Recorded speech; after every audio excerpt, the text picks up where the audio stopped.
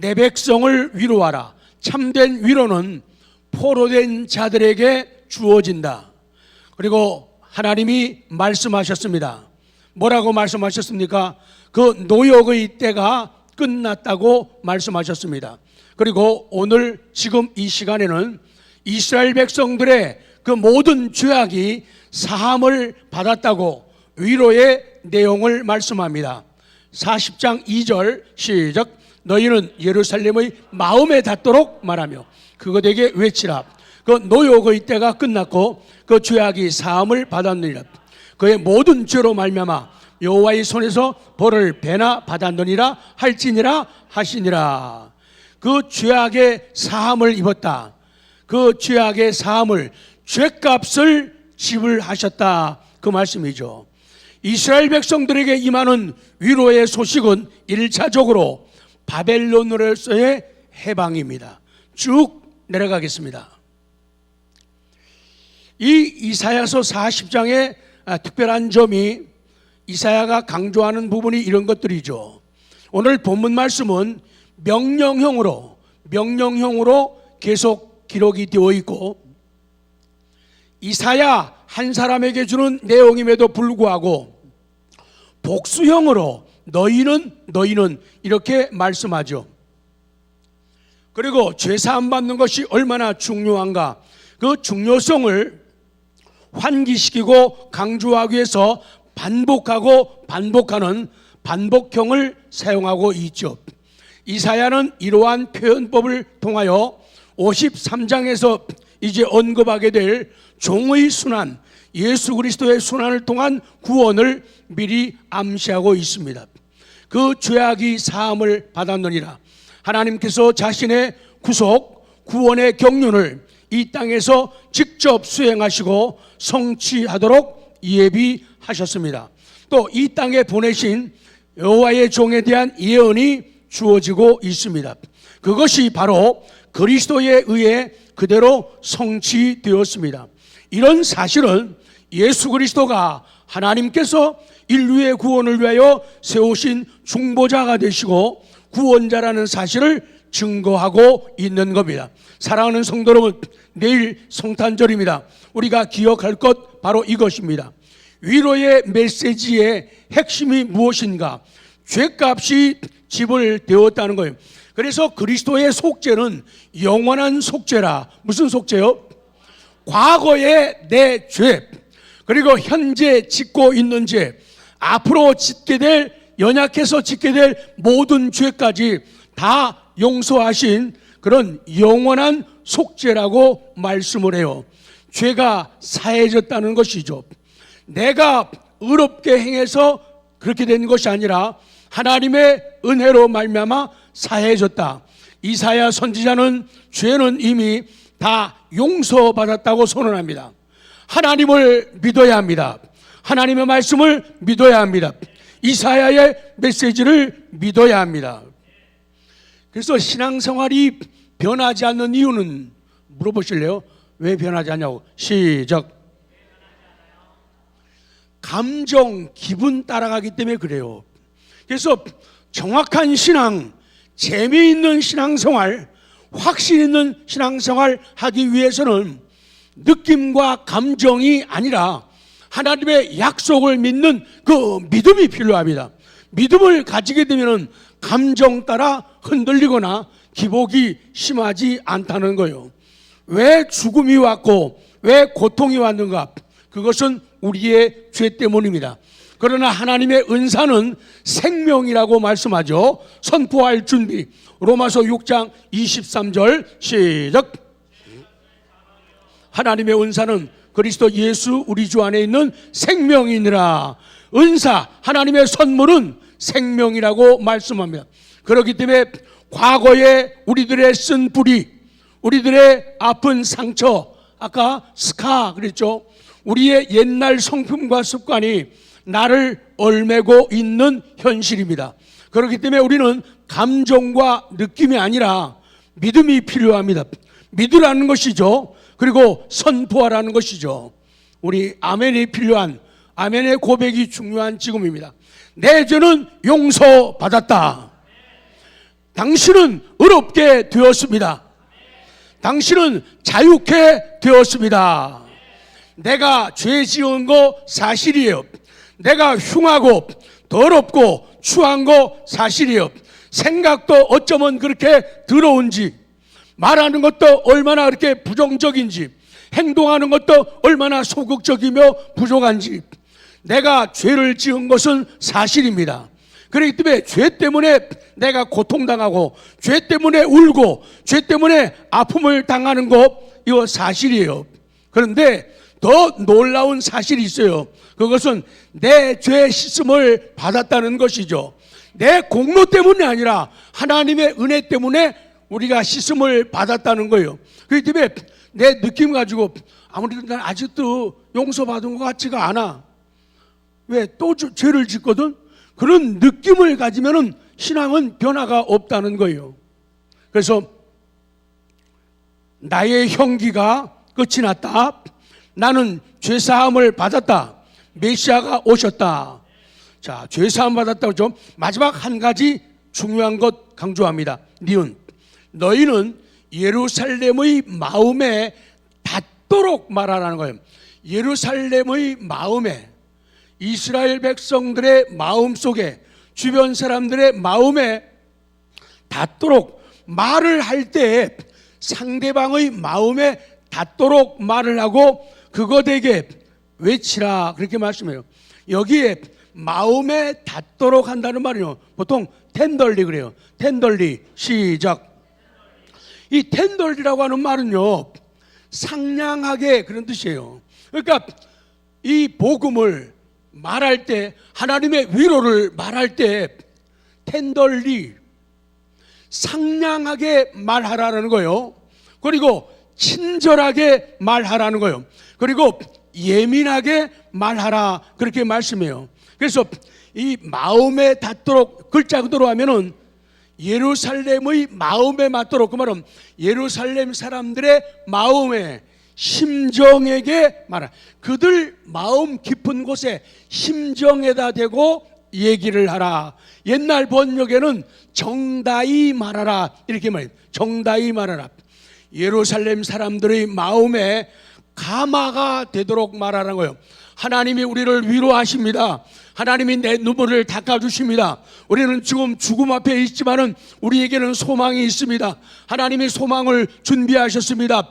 그런 얘기를 사람들에게 말하는데 예루살렘의 마음에 닿을 수 있도록 뭉클하게, 예민하게, 상냥하게, 친절하게 말을 하라는 거예요. 그래서 이 복음을 말할 때 항상 강조하죠. 이 위로한다는 말, 컴포트라고 하는 말은요, 곁으로라고 하는 말하고 부른다, 이 말이 합쳐진 말이 위로예요. 그 위로라는 게 뭐냐? 위로라는 것은 하나님께서 날 위로하신다. 그 말은 하나님께서 하나님 곁으로 나를 뭐 하는 거예요? 부르시는 거예요. 하나님이 이리 온나. 하나님이 하나님 곁으로 나를 부르시는 걸 갖다가 위로래. 힘든 사람들, 아픈 사람들, 어려운 사람들을 위로한다. 그 말은 그들을 우리들 곁으로 부르는 거예요. 그게 위로예요. 그래서 이 말을 할 때 예루살렘의 마음에, 예루살렘에 사는 거민들, 백성들의 마음에 닿도록, 눈물 나도록 말을 하라는 거예요. 우리는 건성으로 말할 때가 사실 너무 많아요. 사랑을 얘기하면서도 사랑이 없거나 적으면서 색칠하고 위장하고 변장해가지고 말할 때가 많은데, 하나님은 아신다. 사람들은 모르지만은 하나님은 아신다. 그래서 마음에 닿도록 얘기해라. 눈물 나도록 얘기하고 부드럽고 편안하게 말을 하라는 거예요. 절대로 이 위로를, 하나님의 위로를, 해방이 된 것, 이것을 말할 때 그냥 무관심하게 감정을 섞지 않은 그런 말을, 감정을 담아가지고 말하는, 기쁨을 말할 때는 기쁨의 감정을 담아야 되고, 슬픔의 감정을 말할 때는 슬픔의 감정을 담아가지고 말하라, 그 얘기예요. 우리는 전하기는 전하지만은 관심 없이 전하는 경우가 너무도 많기 때문에요. 마음에 닿게 하라. 시작. 같은 말을 해도 어떤 사람은 그냥 지나가게 말을 하는데 어떤 사람은 마음에 쏙쏙 들어오게, 귓가에 쏙쏙 들어오게 말하는 사람이 있어요. 그 쏙쏙 들어오게 말하는 것이 마음에 닿게 말하는 것이다. 찬송도 그래요. 마음에 닿게 찬송하는 거예요. 마음에. 그러기 위해서는 내 마음에 먼저 닿으면은 다른 사람의 마음에 닿을 수가 있어요. 근데 내 마음에 안 닿은 찬송은 다른 사람의 마음에 닿기가 힘들고 어렵다는 것이죠.